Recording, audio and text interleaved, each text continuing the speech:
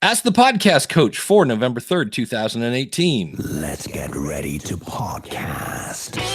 There it is. It's that fun-filled music. It means, hey, look, it's Saturday. It's time for Ask the Podcast Coach, where you get your podcast questions answered live. I'm your host, Dave Jackson from the School of Podcasting.com, and joining me right over there, keeping the one Jim Collison's seat just a little warm until he returns. You know him, you love him. He's Mr. Podcast Mid-Atlantic. He's Mr. Super Joe Pardo. Joe, thanks for coming on the show, buddy. Thank you so much for having me. Hall of Famer Dave Jackson in the house. I am honored to be able to keep Jim's seat warm over here in South Jersey. Speaking of keeping warm, looks like you got a long sleeve shirt on today. Is it cold in there? It is. Like, I woke up and I asked, what's her name? The woman in the tube. I go, what's the temperature outside? She said it's 39.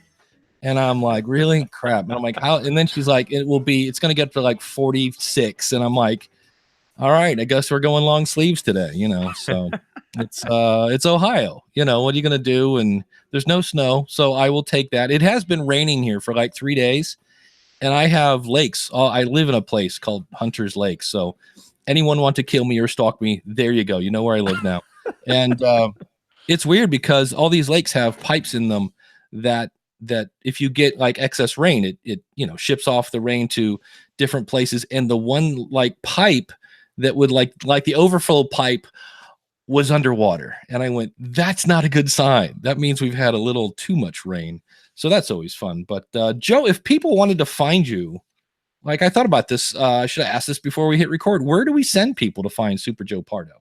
SuperJoePardo.com, of course. Where else would you go? It's just that easy. And one of the things I want to ask you, let's just start there. We have if you have tons of podcast questions, feel free to jump on in. It's askthepodcastcoach.com/join, or we are live over at askthepodcastcoach.com/live. If by chance you are watching this on the YouTubes, do not use the YouTube chat because for whatever reason, YouTube chats do not let people put in links to things. And often we'll be linking to stuff. So you got to come over to askthepodcastcoach.com/live.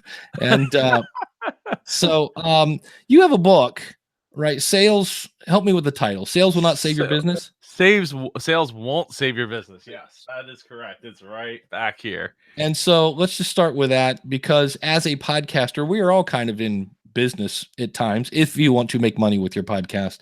So in the immortal words of Gary Coleman, what you talking about, Willis?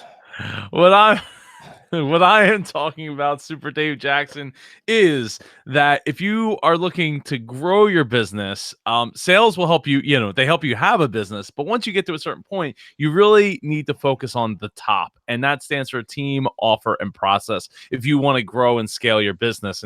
And when I came up with this title, a lot of people it was kind of inflammatory, apparently, right, to a lot of people. They're like, what do you mean? You got to have sales. And I'm like, yeah, no, it says it in the beginning of the book. Sales are the lifeblood, right? But when you're ready to actually grow and scale past yourself, grow and scale past what you currently have, that's when you really need to start looking to those three areas to be able to grow and be better, and enable your team to grow and be better. Basically, that's what it comes down to. There you go. I always wondered. I was like, I'm sure that's one of those like, well, it's like right now, Pat Flynn just did a video. There's like 6 or 7 books with the F word in the title. Like you do something that makes people go, wait, what? Huh? So it's a cool title to bring people on in. So that's cool. And is that available? Yeah. And I'm assuming that is available over at superjoepardo.com. It is on Amazon, Audible. I think it's on iTunes. Pretty sure it's on iTunes as far as audio books go. All right. Well, I have we answer podcast questions here, and this is cool because you do a lot of interviews on, and Joe got super creative. I love the name of your podcast, the Business Podcast, because you don't have to go like, what's that show about? It's not. But somebody, and I went out, what I do is I go out to different Facebook groups, and here's something else I started doing, is if somebody sends in a question to Libsyn support, and I go, that's a good question for Ask the Podcast Coach, I just redact a bunch of names, because I'm not sure if I'm allowed to do that, but I am today. But they said I added a podcast, and we'll just say with a really famous person. I'm going to keep this totally generic, okay? So I added a podcast with a really famous person 2 days ago this episode by far is my highest profile guest to date. So we're talking huge, right? The link that's been shared far more than any others via social media. And this person has a huge network. With that said, it's not moving the needle at all. About an hour or two after the launch of this episode, what's going on? So the question is, you've interviewed some big names probably in your day, or people, big in their field, not so much that, you're interviewing somebody that everybody knows, but probably big, it's a big fish in a small pond. Have you had a situation like that where you've interviewed somebody you think, oh man, this is going to bring tons of downloads, and then it's for whatever reason maybe didn't yeah.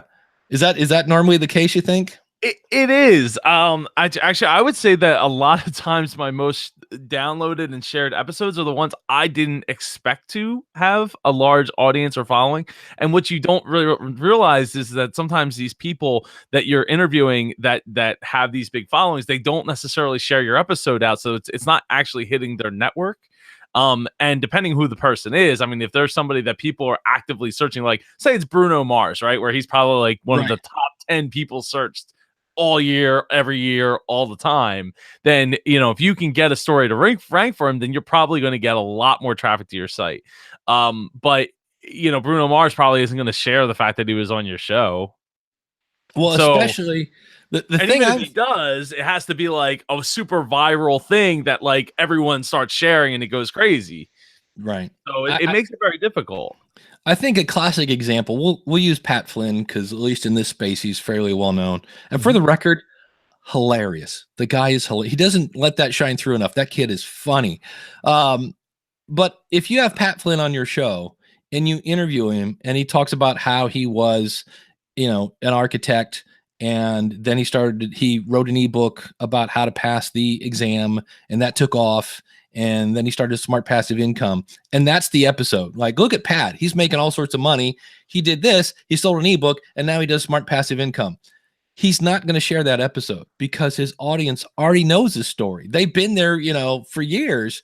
And so if you're going to get a big guest, you need to find something that's going to make that person go, oh, my audience has never heard this.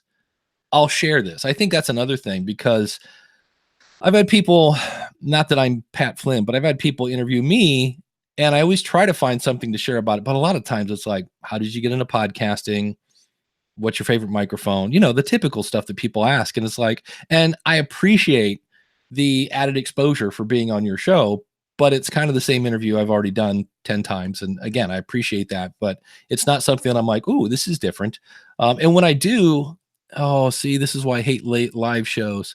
There was one podcast I was just recently on, and they asked a bunch of different questions, and I shared the crap out of that. And I had people in my audience go, that was a really good interview, because it wasn't the same thing. So I think that's another big part of it is, as I think if you do the same old interview of, quote, a big guest, he said, putting up quotation marks, they're probably not going to share that. So it's tough. I mean, and then the people like, they probably won't share it, and the people that you don't think again will share it, they will share it. And the other thing I want to point out is, have you ever watched Hot Ones on YouTube?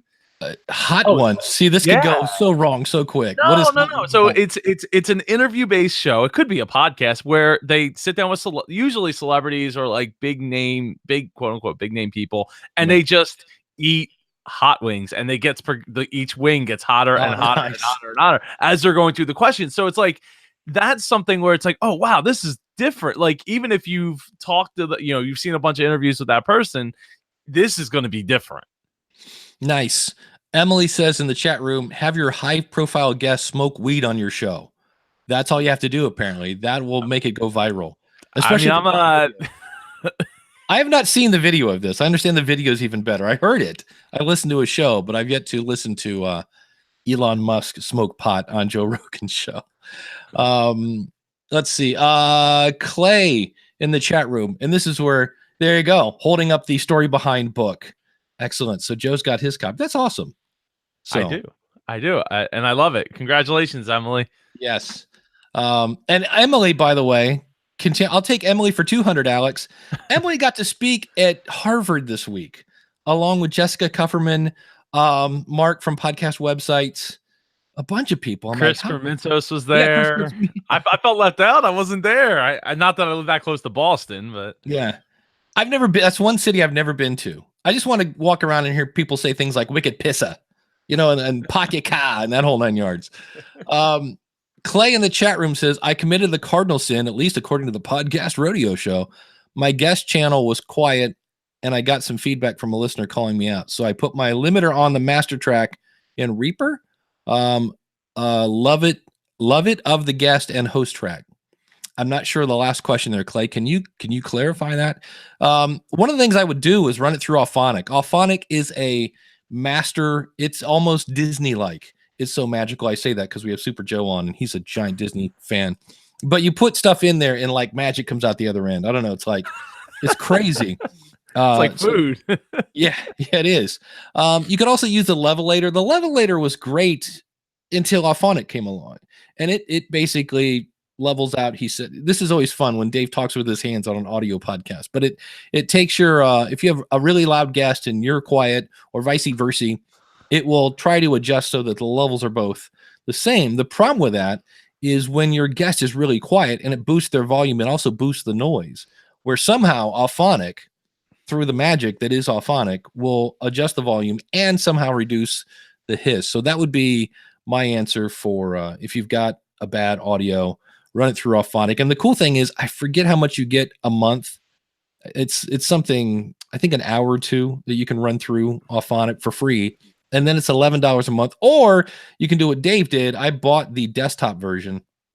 Now, the desktop version doesn't do all the fun stuff where I can have it automatically post to places because, well, I can automatically post things to places. I don't need that feature. So, but that way you buy it once and it's yours. And Joe, have you ever used Auphonic? I haven't. I generally, I do all the editing myself. If that needs to be, I do it all in Audacity. So like I'll use like the noise remover and all that and tweak all those settings and play with the compressor and all that. Auphonic gives you 2 hours for free. So I might actually give it a shot and see if I like it.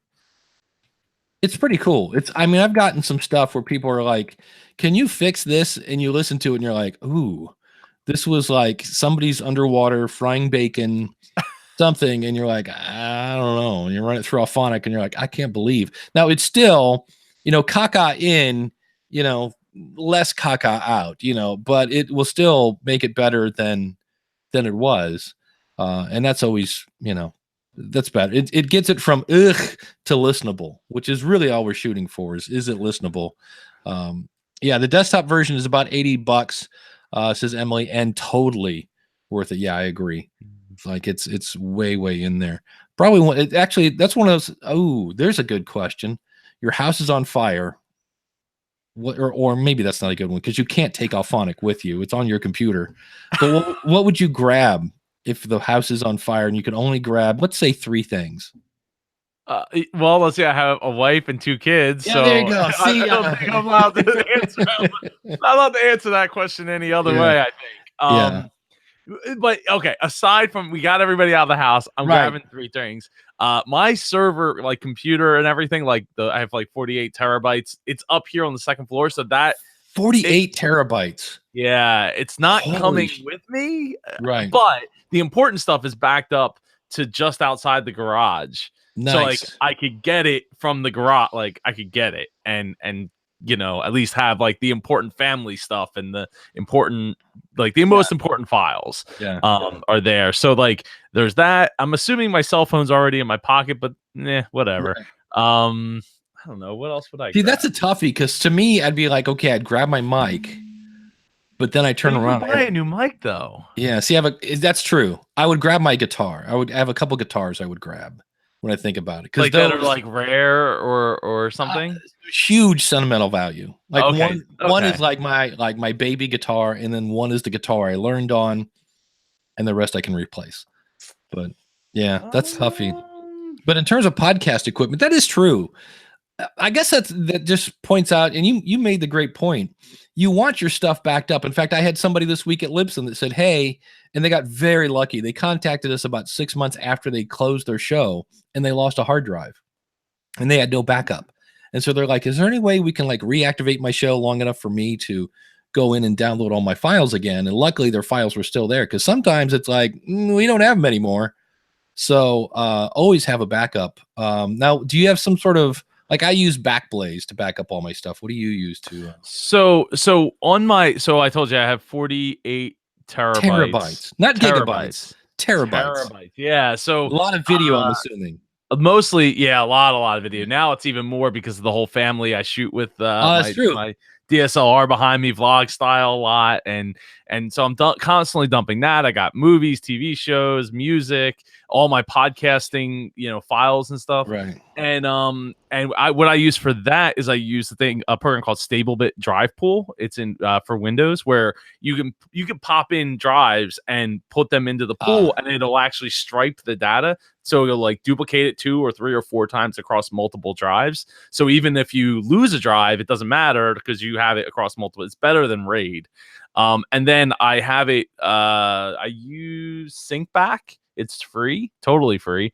You can pay for the paid version, but the SyncBack free does everything, and it syncs it to a NAS that I have out in the garage, as well as Veeam to actually back up the Windows installation. So that again backs up to the NAS out in the garage. So that's SyncBack is great. It's totally free. I've been using it for years and years and years, both like in business and in personal. Nice. Did you know that November is National Podcast Month? Wait, what? I thought you were going to say National Write a Novel month because maybe that's where this comes from.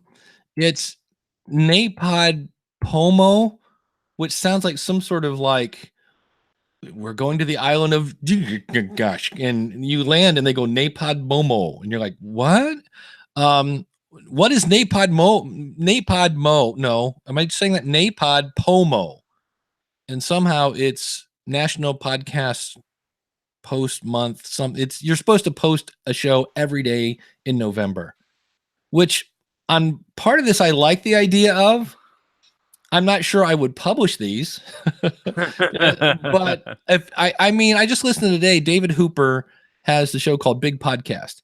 And this started off, he was like, I'm just going to record a podcast every day. And he did. And then it was like, hey, that was kind of fun. I'm going to keep doing this. He tried to do it daily. I think he did it daily for like 6 months. And then he finally said, okay, I'm doing weekly.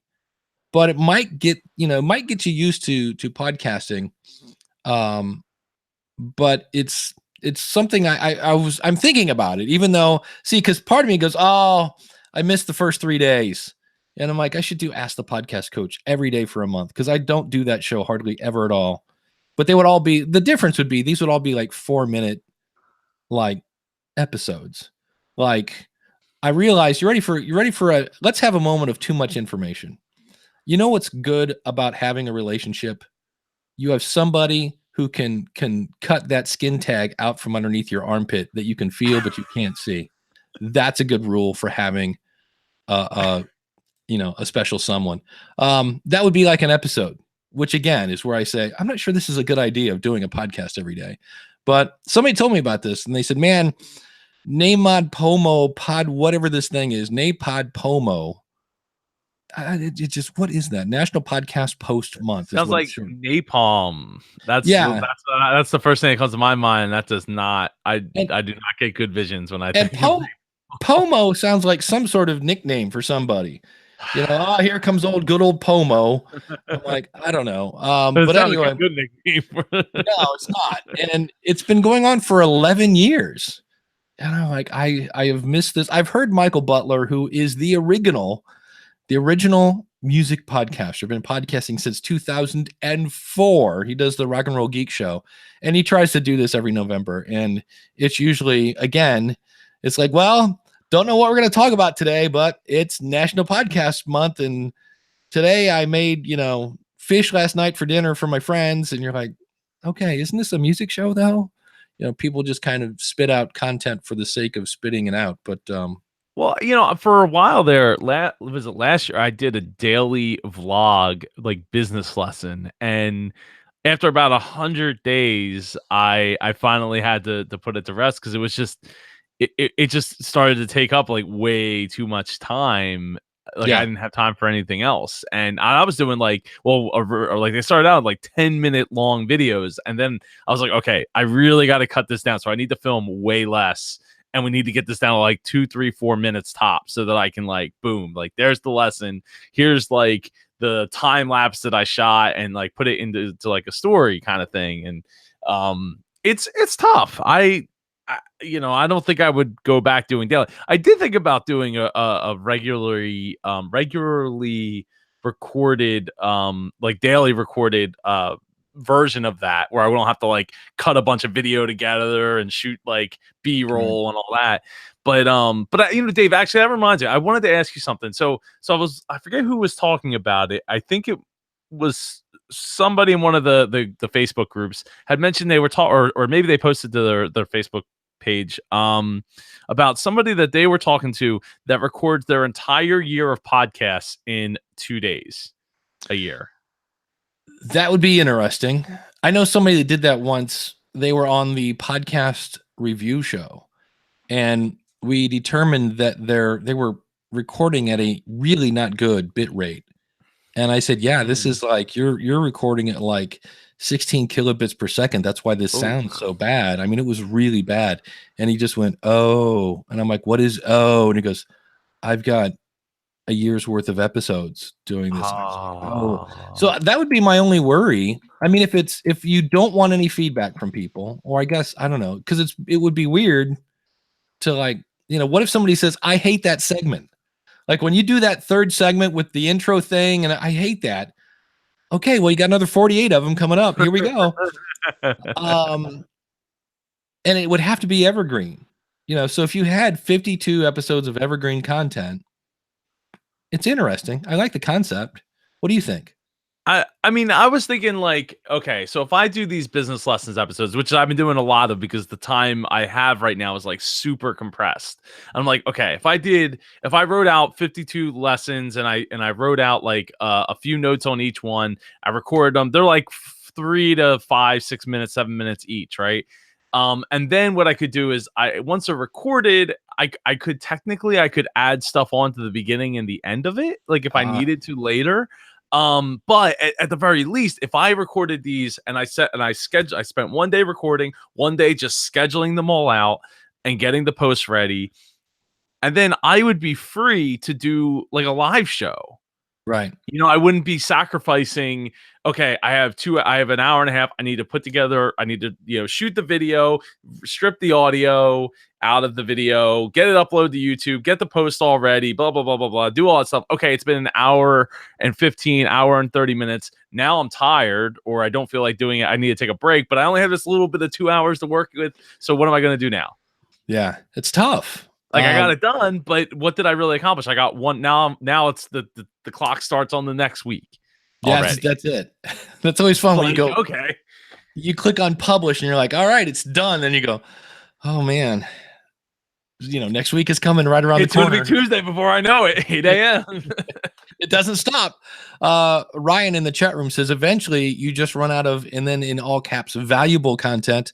All the daily shows I've ever listened to started out strong, but within weeks, the content just became garbage. Then they go to weekly and the content returned to high quality. Yeah, I've seen that. My favorite is somebody will come to me and they go, I want to do a daily show. I'm like, you sure about that? They're like, yeah. I'm like, I would record a couple first. And then they go, no, I'm going to do, I got it all set. I've got it planned. And they go from daily, then they go to 3 times a week. Then they go to 2 times a week. And then eventually they end up on weekly. I've seen that happen like 3 times. Doesn't mean that everybody's going to do it, but it's, or my other thing is somebody goes, yeah, I'm going to start a second podcast. And now my question is, great. What are you going to give up? And they're like, what do you mean? I'm like, what are you going to stop doing in your life to make room for this podcast? And they're like, oh, because I'm like, you still have to promote it. You still have to, do all this other stuff. And like you said, you still got to edit it, still got to record it, unless you're farming out this stuff to somebody, because I don't know, you hit the lottery and you got money's made on trees. Don't you know that? Yeah, it is. It's maybe not where you're at.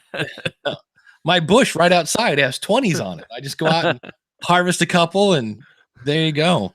So, yeah, that's interesting though. I would, I could see where like a sports show, you can't do a sports show, year in advance, but if it was, I don't know, customer service or Where you have sales. topic based that's like not timely. You know, like you said, evergreen content that's like it always makes sense. Or will at least make sense for the long haul. Yeah. So I mean, because in business there are some, strategies that are always good, and there are always, things that always, will always remain true. The question then is, hasn't everyone heard those already though? Maybe not. Maybe not with your slant on it, or things of that nature. So anyway, But it could also be about personality. I mean, think about like how many episodes of School of Podcasting? How much has podcasting changed in say 5 years, 10 years? 10 years a lot. I mean, we go back, we were talking about the iPod Nano. I mean, that's back when Yes, that's true. Nanos and iRivers, and there was no ATR 2100. There was just Apple and probably a Yahoo directory that does no longer exist. So things have changed a little bit, but yeah, in the last 5 years, well, see, it always changes. Like right now, there's a lot of things changing on, like Triton Digital just got bought by Scribs, and that doesn't really affect me right now as a podcaster, but it's like different things are taking shapes. Of course, they're holding the first ever online professionally produced podcast awards. I love that because there's only the podcast awards, the Latin podcast awards, the Australian podcast awards, but iHeartRadio, oh, we're the first ever. Like, no, you're not. But well, but the thing is, it's the first ever that you've ever heard of, not Yeah. you, but as in Yeah. you, as in everybody outside my window here. Yeah, if they had said the first ever iHeart podcast, all they had to do was add the word iHeart, the first ever iHeart podcast awards. There you go. But they even said, the one commercial I heard on the radio said People's Choice. And I'm like, wait, I'm pretty sure he's got that trademarked. I'm like, wait a minute. You can't do that. So yeah, so it'll be interesting. That's one of the things I love, just to sit back and go, all right, is this going to work? Is that going to work? I just heard, this is interesting. This is a fun question. Is there a phrase that you could hear that would have you just say, okay, that person has no credibility? Like I'll give you an example of mine, and then you can see if you have one. I was listening to, and I got to be careful because if I give too many details, I'll get myself in trouble. But I was listening to a podcast, new media host. And I'm not saying this because I work for Liston. I'm just saying, if I didn't work for Liston, I'd go, Gee. But the person running the media host, number one, is a free media host. It's a new one. And so right there, I'm like, okay, that typically doesn't work, but okay. And they said, yeah, we advise our customers to use the built-in microphone on their computer.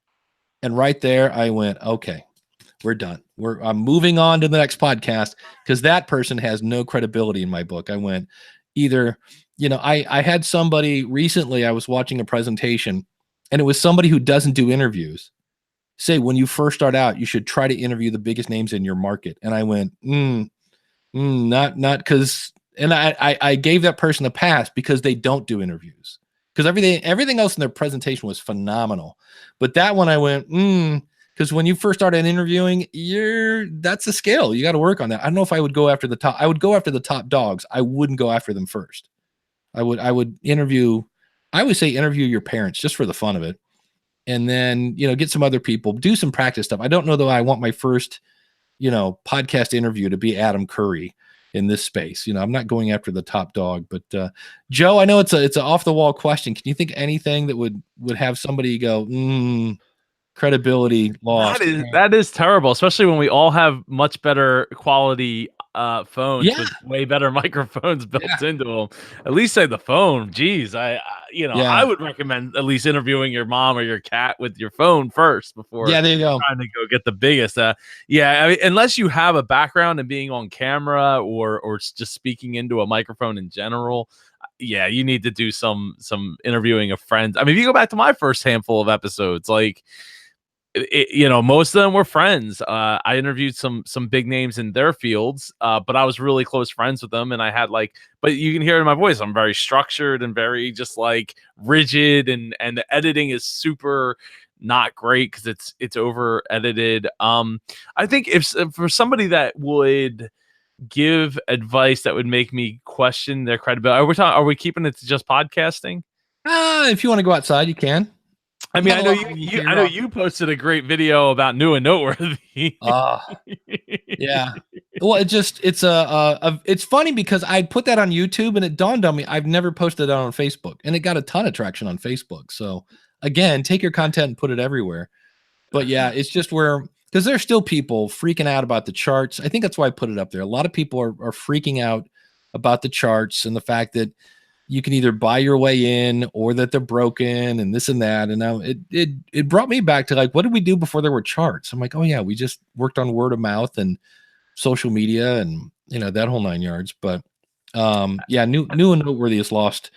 To me, most of it's handpicked. Like you can't do anything to get into new and noteworthy. And then the fact that people think there's only 8 weeks, and Daniel from the Audacity to Podcast and myself and a bunch of other people have proven that wrong over and over and over. The one that really gets me, the thing that in terms of podcast myths that I go, this one's so easy to bust, is the whole, if you release with 3, 8, 27 episodes, when somebody subscribes, you get 3, 8, 27 downloads. And that's so easy to bust because all you have to do is go subscribe and you'll see the one download of the latest episode and the other one sit there. And I'm like, how did people not question anybody and go, I'm going to launch with 10 and that way I'll get 10 times more downloads? I'm like, asterisks, if your audience goes back and downloads the other 9. I'm like, so that kind of stuff drives me nuts. Yeah, and that doesn't necessarily mean that there's 10 more people that are going to listen for every one person that gets there, Right? So yeah, like downloads are great, it's cool, but it's really about the people and the interaction, and I think that people that try to sell it on like, well, you could be the biggest and blah blah blah blah blah.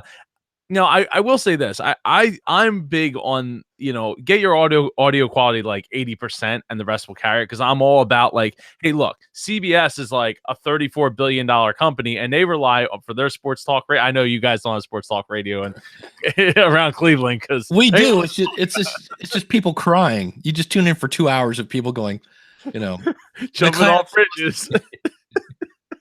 But like literally, they're relying on people to pick up a cell phone and call in, right? And that audio quality doesn't sound incredible and all that, and right. So I think that people that are like, you gotta have the best microphones and this and that when you're first getting started. It's like, yeah, but you don't record from your built-in microphone on your computer. Use a phone or get like an ATR 2100 or even just a voice recorder. Like a Zoom H1, like is what, $100, $90, something like that. Better than literally most of the things you're going to use otherwise. When I was in Australia, I'm walking on the hallway and there's James Cridlin from podnews.net talking on his phone. And as I walk by, I hear him say, live from the hallway at We Are Podcast 2018. And then he starts, and I'm like, oh my God, he's doing his podcast. Like, I'm going to watch him do his, and I pull out my phone, I start recording it, and I'm like, that's how he does his show. And it's weird to then listen to that episode. I'm like, I was there when that was recorded. And that's how he does. I'm like, because that guy travels all over the place. The content is phenomenal. It's not really that distracting. It's a little bit of hustle and bustle in the background, but because it's his phone and his mouth is, half a centimeter away from the microphone, it's really not that bad. And what are you holding up, Joe? So this is what I use to record most of my podcasts nowadays, is a Rode video micro on my DSLR. And it sounds pretty darn good. You turn the volume all the way down on the camera. So, right. And then you boost the volume, after the fact.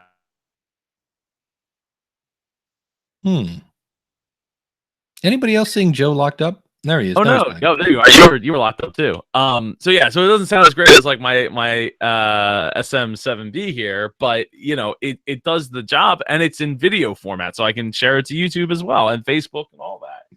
There you go. Don't get hung up on the whole microphone. Got to have this. Got to have that. Yeah. That craze, because like the ATR 2100 or even like a Snowball, is better than your built-in micro. Yeah.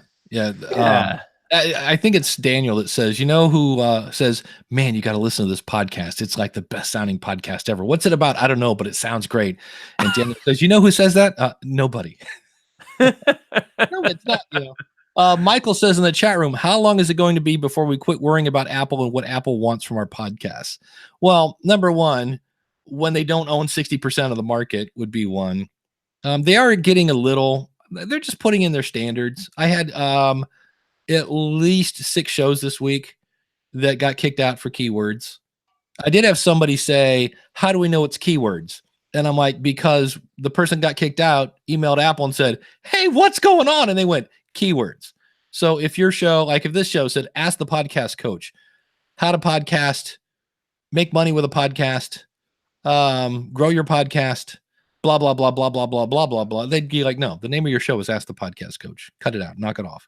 And especially if my author tag was Dave Jackson, podcast consultant, podcast coach, blah, blah, blah, blah, blah, blah, blah, blah. They'd be like, no, your name is Dave Jackson. Stop it. Knock it off. So, yeah. So I don't know.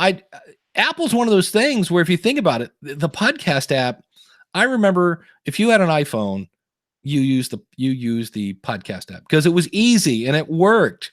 And to this day, I still don't get it at this point. They ruined it. They really did. There was a spot where it didn't work. It crashed. Like you would start it and it would crash. And so I found Overcast. And you will now pry Overcast from my cold, dead hands because it's just, I don't know what I'm looking at. And then I think, and I need to go back in and kind of verify this, but I swear there are times that you get different screens based on if you're subscribed or not. It's just confusing. And I'm like, for an Apple product, it's like, ugh. So I guess if they do more of that, if they don't listen to their audience, if they don't make the product that their audience wants, so if they eventually make iTunes so cumbersome and such a pain in the butt to get to, I think we'll kind of go, all right, we're all, doing, I don't know. What do you think, Joe? Well, the podcast app, if it's anything like the iTunes remote app, that only has that's a team of, I don't know if it still is, but from like 4 or 5 years ago, that's a team of one. There's like one person that maintains that app. So I don't know if the podcast app has a team of people or if it's just like one or two people that do it. Yeah, and that might explain why it took a little bit longer to get fixed and was having so much problems.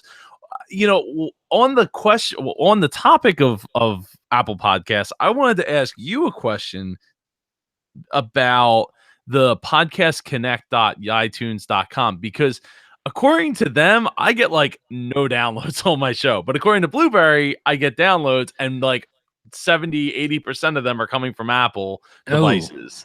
And so I'm like, well, I don't know. Like, it's not that I get 0 downloads, but it's like 5, 2, 1, and it's very few compared to what Blueberry shows. And then I don't know. Yeah, that's one of those fun-filled questions that we don't have an answer for, and that is how many downloads do you have to get stats in Apple Podcasts? Because there are shows. I have a couple of shows that get some downloads, but not a lot. And I go into Apple Podcast and I've got 0 stats on how far people listened and things, which is weird because that is kind of the people that really need that info. Like, hey, nobody's listening to my show. I need to find out why. No stats for you. So I wish I knew. There is no, if I ever, maybe at Podcast Movement, if I find an Apple person, I will go, what's up with that? And I'm sure they have a reason. And data. Yeah, the one thing that drives me nuts about Apple is there's so many. They used to have people that we could contact, and I'm sure there still are, but they are what a great analogy. They are the Van Halen of podcasting. Van Halen does zero. Like right now, is Dave Lee Roth still in the band? Are you going to do an album? Are you going to do a tour? We don't know. We're not saying. And they don't need money. That's why. That's right. Well, neither does Apple. But there you go. That's an even better because 0. So you just kind of go, I don't know. You go to the website. Anything on the website? Not really. So when you go radio silent, that's never good for your customer. I mean, even if it's bad news, I used to say customers appreciate bad news better than no news. I mean, if the cable guy says, hey, we're going to be there somewhere between 12 and 6, and you're like, what? Or 8 and 6. And you're like, oh, I got to stay home from work. Okay. Whereas if they said, hey, we're going to be there between 1 and 2. Oh, I was kind of hoping for 8. Yeah, not going to happen. 1 and 2 is when we're going to be there. That's bad news, but now I can do something between 8 and 1 because I don't have to sit there and go, I don't know, they might be here. So your customer appreciates bad news better than no news. And when they just go radio silent with, there's no guidelines for what are the keywords. We're kind of getting a little closer because Daniel's doing a ton of stuff. He's going to put a blog post out soon on this because he's been doing a ton of testing. It just would be nice to know. So, but I understand their point of view. Like their point is like, what makes something explicit? Well, if they put out a list, then people will go right to the edge. They're going to push it. So it's kind of tough. I see both sides of the story. It just makes the whole thing frustrating. So we had a question in here from Jason. Said, Dave had a client who couldn't get his ATR 2100 to work. I ran through a ton of Windows updates. That's painful. Just the phrase Windows update sounds.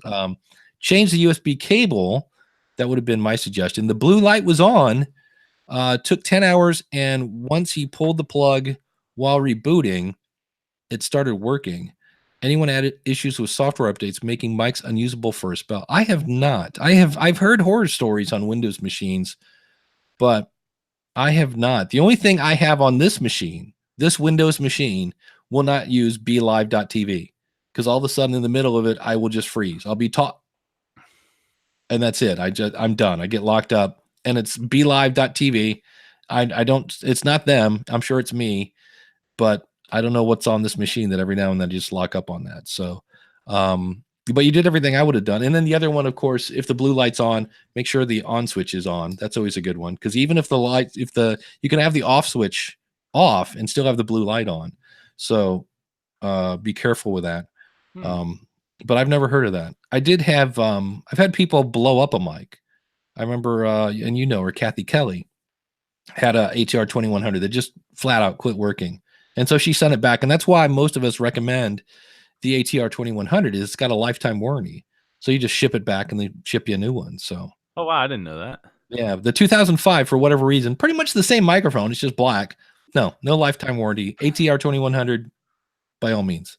So it's kind of weird. Interesting. I did have some issues with Windows with this mic and being plugged into a Scarlett 2i4. And I had to update the so it was like, I guess it was after one of the most recent Windows updates.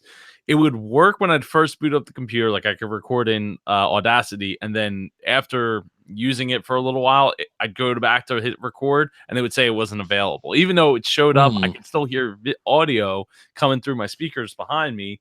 I couldn't get anything into it. My mixer was showing that my mic was working, so I'd have to I unplugged it, plugged it back in, and then it would work. Turns out they came out with some kind of software update for the sound card, which is weird because they don't really come out with a whole lot of updates, just to fix whatever that issue was, and then it started working again. So I don't know. Is there any drivers or anything for the ATR 2100? I don't think so. I think it just you plug it in. And so either there it goes. Let me see. But is there downloads? Nope. Manual and FCC dock. Yeah, that's it. Always fun. But hey, you know what else is fun, Joe? What's that? Being an awesome supporter for the School of Podcasting. Dave, you might want to figure out what show you're on for Ask the Podcast Coach. And being that it's the first of the month, Joe, you can get comfy. At the first of the month, we name all of our contributors. Now, normally you got to spend $20 to get your name mentioned, but we are talking about awesome people like Josh Liston from On the Bubble Podcast, Greg from DebtShepherd.com, Jonathan from weeklyawesome.com. For the record, Jonathan, you sent in an email and I can't play those yet because the Dropbox on my BossJock on my phone won't work and I can't get it to work. BossJock itself is a little flaky at the moment.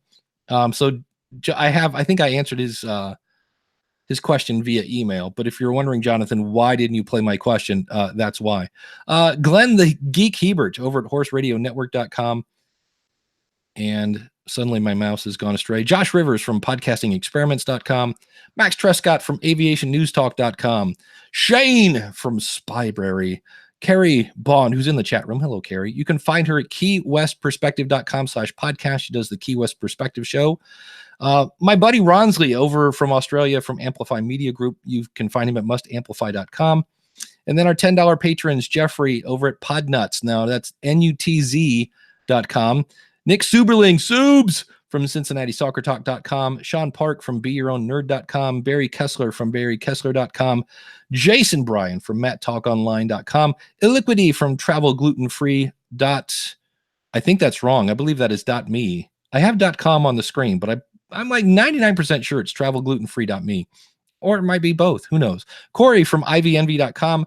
Jason from CUATX.com. Jeremy Dennis from TransmissionsPodcast.com. Jim Cullison, that guy in Omaha. You might know him from TheAverageGuy.tv. Joe from StackingBenjamins.com, a great show about making money and keeping money. Joe Taylor over at OnFaithEdge.com. Kim Slusher at DistractiveLifePodcast.com. Michael Ray. Michael, we still need your website. Master Cauldron at CauldronScript.com.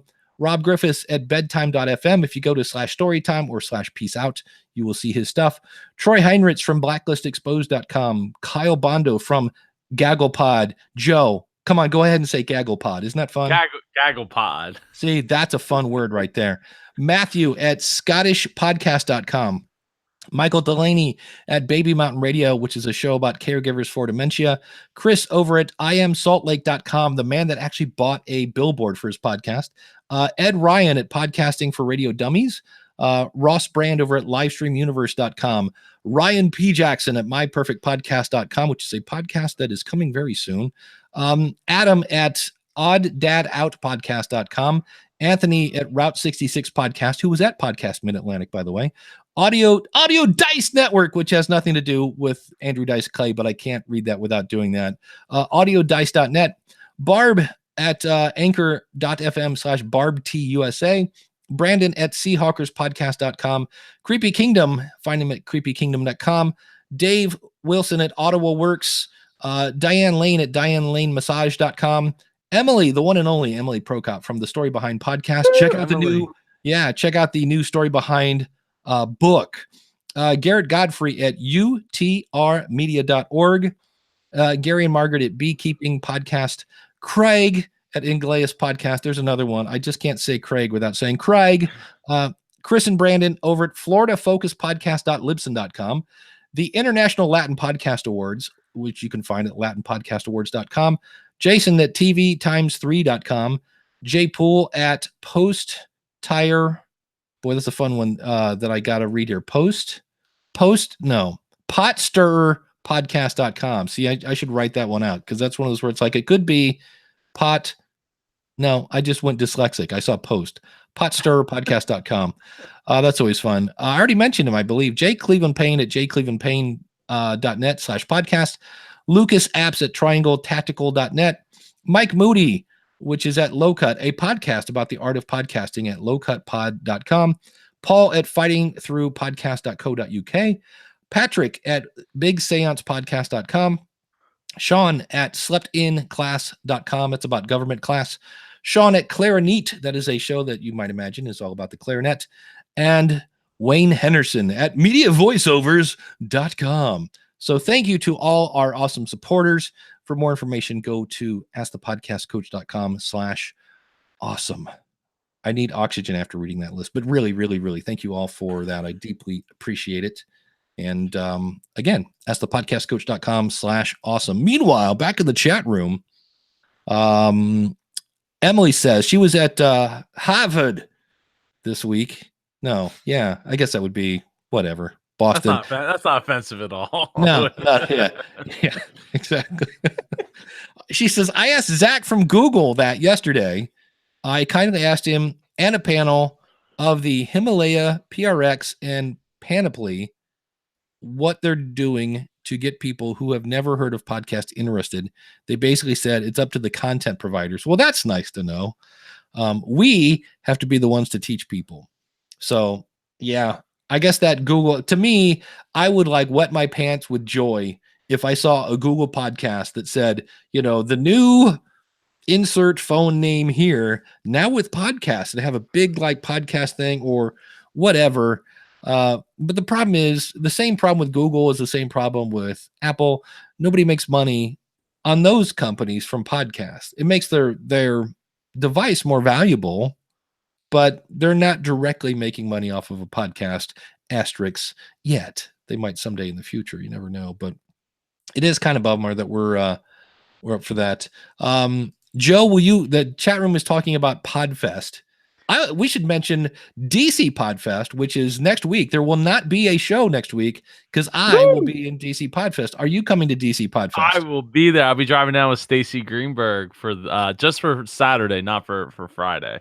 Oh, there you go. Saturday is stick around after lunch if you can.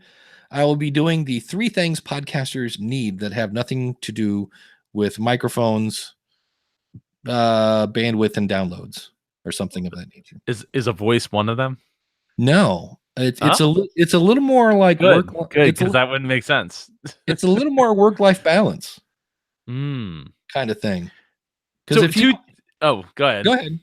No, I was gonna say 2 things. One, I wanted to give you some love for saying all of those names. By the way, that is absolutely incredible because like nobody else for $1 is getting their name read on like any other show except this show because that's Dave Jackson for you. And I feel guilty because I am not one of those people, and I'm going to fix that after this show. I got it up on my screen here. The second thing I wanted to ask you, because you're talking about work-life balance, actually, so you helped me softball that right in there. Is do you feel a strain on what you can and will say on your podcast now that you're or not, working for Liston or working for anybody else for that matter? Because I gotta say that like since I was even working at the nonprofit, like I felt a little bit handcuffed. No, not really, because number one, people always say, "Oh, you say Liston's the best because you work for them," and I go, "No, you got that backwards. Because Liston is the best, that's who I called to say, hey, I'm available to work." And nothing against Blueberry or Spreaker or Podbean, but that's like, look, I've been a customer for 10 years. I know your system. I think this would be a good fit. But no, I've gone on record saying the Liston player, not the prettiest thing on the planet. There are other ones that are prettier. And yeah, the thing that bothers me about that is if I do say another company is not great, it's my credibility comes into question. That's what bugs me is when, I'm so glad when I did my criteria, like this is what I'm basing my, like who I like as a media host. I did that before I started working at Liston, and I'm so happy because now we can say, no, look back in like whatever, 2010, I did this criteria for a media host. Like they can't be free. They have to give stats. They have to offer support. There's a bunch of them. There's like 6 things that I can say. That's why I say poo-poo to this particular media host. So that's kind of cool. But still people go, oh, you just say that because you work for Liston. I'm like, and that's just to me, I'm like, all right, that's part of the gig. I'm not going to escape that because it's true. But no. So no, for the most part, it hasn't really been a hindrance. The only thing that came up when I got hired was I'm talking with the president, and they're like, okay. And I go, well, like, we got this whole school of podcasting thing, Liston thing. Like, how are we going to handle that? And they said, well, you can't poach customers. Like if somebody comes in, and it's happened twice, where somebody will go, do you know of anybody that would like help me grow my audience, or somebody I could talk to kind of walk me through this process? And I have to go, no, even though I'm going, just Google my name. Come on. No, I have to go, oh, there's Facebook groups and there are things like that, but I cannot poach a Liston customer. And if I'm at a place where they paid for the ticket for me to go, I can't say get a free month just using the coupon code SOP free. But if I paid for the ticket, then I can say get a free month of Liston using the coupon code SOP free. So that's, and so far we haven't had any really weird conflicts. And it's been, the thing I love about it is I have a 5-foot commute to work. I make more money than I did when I worked in the corporate world. And, I'm going to DC Podfest and I get paid to go, so as long as I wear a Liston shirt. So, okay, I can do that, So far it's been an awesome little, people ask me the one day, well, where do you think you're going to be in 5 years? I go, right here. I go, I heard a great line the other day. I wish I could credit who said it. Let me think here a second. I can't remember, but I heard it on a podcast and they were talking about history. And they said, remember, it used to be the pursuit of life, liberty, and happiness, right? Do I have that right? Something like that, yeah. And it's like now people are in pursuit of fame and fortune. And to me, fame and fortune is great. I'm in the pursuit of happiness, though. And right now I'm pretty happy. So I don't really have a whole lot to complain about. And yet I see people that get fame, especially. I was watching and this is, here's a phrase you thought you'd never hear come out of my mouth. I watched an interview with Kim Kardashian because Alec Baldwin has a TV show, probably because of his podcast. And he interviewed Kim Kardashian. And I'm like, you know what? I bash this family all the time. I don't get it because when I turn on their TV show, I can't last more than 10 seconds. And I'm like, let's see what's behind. Let's see what's under the hood here. And she said, phrasing, Dave, phrasing. Yeah, exactly. And well, I thought it was funny that they talked about all sorts of stuff. Never once did Alex go, you got your start with a porn. No, that wasn't brought up. Your fame really came about because you were in a sex tape. Not mentioned at all. But and now I've lost she said fame is like she's now at the point somebody who just wanted to keep her whole name in front of, like, she would wake up in the day and it's like, how can I get my name and face in front of people? Now because she has kids, she's kind of like, I kind of wish sometimes all this, like where my whole brand was just sticking my face and other things in front of people. I thought that was kind of interesting. So I think the whole fame and fortune thing, I think we all want the fortune. We'll all take the fortune, hands down. The fame thing, I think would be cool. But I think once you're really, truly like, can't walk down the street without paparazzi, I think that's when you're like, can we go back just a little bit? So I don't know. She'd rather be like Martha Stewart or something, like where like she's famous, but like no one's running down the street to see her. Yeah. I don't know. So it should be interesting. But I just thought, for me, I just going back to wrap that up, or at least to get back to my original point, to me, it's the pursuit of happiness. And I actually had a weird thing happen about, I don't know, 2 months after I was divorced, where I was actually sitting at my desk and I'm like, this is weird. What is going on here? Like and it dawned on me. I was like, I'm happy. It's been a while, but I'm like, I'm not worried about this. I'm not walking on eggshells. I'm not doing, it's like, I remember this. This is happy. It's been a while, but so that works. Speaking of, Lynn in the chat room says, how is the dating podcast coming along? For the record, many, many moons ago, the Building a Better Dave show was launched because I was going to do online dating. And again, not in any hurry in that department. We were talking last week about they should do a dating game at Podfest. And I'm like, really, let's not make Dave getting laid a high priority of Podfest. That's really not a big. Wasn't that last year? Wasn't that why they roasted you? They roasted me. No, and that's what I explained to her. I said, look, you can have, he said with his earbuds on. That's what this does. The Hall of Fame award is used to hold my earbuds. You can have one of these, no groupies. Still, I'm just saying, not a high priority. Man, you gotta get that in frame, Dave. What are you doing, man? I have a whole thing. I'm gonna probably eventually lose the photos behind me, put them on another wall, and put a big School of Podcasting banner there. Maybe. See, I do love the photos though. Yeah, I think I'm looking for a like a portable system.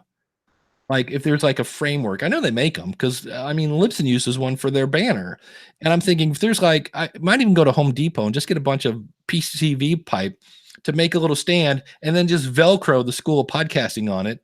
And then when it's done, unvelcro, wrap up the tubes and have my photos behind me. But let's see. David says, I had hoped to start what kind of podcast? Hold on, I got to copy this and throw this into something. That's always the fun of the chat room. You're reading something, and then somebody else asks another question, and you're like, wait, I can't see the question anymore. I'd hope to start what kind of podcast do I want to start? A thing for this month. Short, but haven't yet. But work kept me so busy. Maybe I'll get something off the ground and just into next month since it didn't get started yet. Yeah. When in doubt, start. The best time to start is about 14 years ago. The next best time is 30 now. minutes from now. No, 30 Yeah. minutes from now when we're Yeah, done. yeah. Ooh, Daniel says I could buy a cheap flat panel TV to put behind me. Ooh, now, See, I got one of those right there. I just don't have it. yeah, I meant to turn it on. I forgot. So thank you for that. that would be cool. See, then I could put School of Podcasting behind it. With I could photos, like photos. yeah, Now we're talking. Especially with Black yeah. Friday right around the corner. Because I have a that's what I got. That's what Santa brought me last year was a giant flat screen for my living room. And so anyway, yeah, that would work. See there, it's interesting. If you look at the chat room, they're doing their own show. I have no idea what they're talking about. Something with Podfest. But at any rate, it's about time for me to hit the music here and start to get us out of here. Joe, what is coming up over in the world of Super Joe Pardo? Oh man, well I'm piecing together my next book idea. I'm about to become a proud supporter of the School of Podcasting and Ask the Podcast Coach. I am putting together my first ever mastermind group Nice. for business owners and entrepreneurs. If you go to superjoepardo.com/level up, you can learn all about that, and if it's find out if it's right for you. And there's probably other things. MapCon 5 is coming up in September. MidAtlanticPodcastConference.com and the video, Dave. The video is coming out very soon. In fact, this morning I got it. I compressed it down to 1 hour, 37 minutes, and 37 seconds. I see the look on your face. It is long AF, but it is absolutely it's a blast, and I can't wait to it's a feature length film. I got to get some IMDb credits for that thing. It's a documentary. It really is of like 3 days long. Yeah. Well, over at the School of Podcasting, if all goes well this weekend, you will have on Monday a monster of an episode all about starting a podcast network and or joining a podcast network. And if all goes well, that will be ready. If not, it'll be the following week. Remember, next week, no Ask the Podcast Coach, because I will be in DC Podfest, but we'll be back in 2 weeks. And I think Jim will be back at that point. So, Joe, thanks for being a co-host. Thank you to the chat room. And stick around for some post-show coming up very, very soon where, I don't know, Joe's going to do the hokey pokey or something. It'll be fun. I'll turn this around. That's it. I was Stick about to around. curse. I didn't want to curse. That's right. We'll be right back. Thank you, Dave. Yep. Stick around.